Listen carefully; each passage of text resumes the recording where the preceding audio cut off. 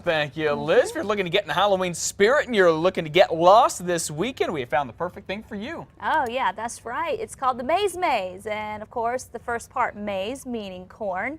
And it's at the Rio Grande Community Farm off of Montano Boulevard. David Romero is live there this morning and was actually there as they were cutting the maize. That's kind of cool. Yeah. Hey, David, tell us about it. You know, guys, it was a sight to see. These guys were so cool. They let me get up in the tractor and we got to like run over all that sorghum and corn. We had some great video of it that kind of got trampled on in the computer system at work, but that's another story.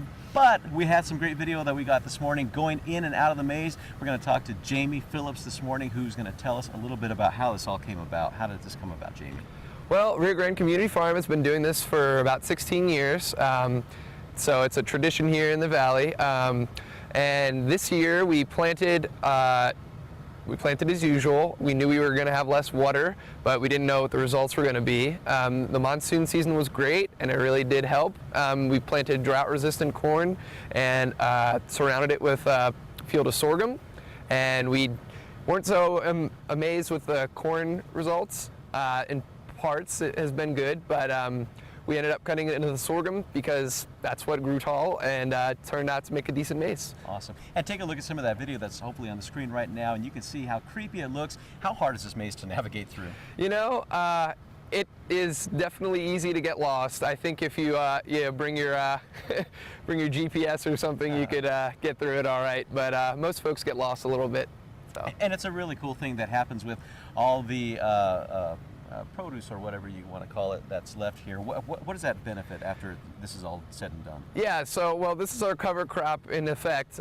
We don't sell the produce or anything. The corn just sits there, and the migrating sandhill cranes come through and they plop down here at Los Poblanos open space fields, and they go to town and they overwinter here, hundreds, even thousands of them. So it's a great part of our mission with helping wildlife habitat, and so yeah, after the maize is done, it goes to the birds. Awesome. It's a good time to be had for now for Halloween, and of course an even better time to be had for the birds over the course of the winter time. So guys, if you want to come get lost, this is the place to do it. Back to you.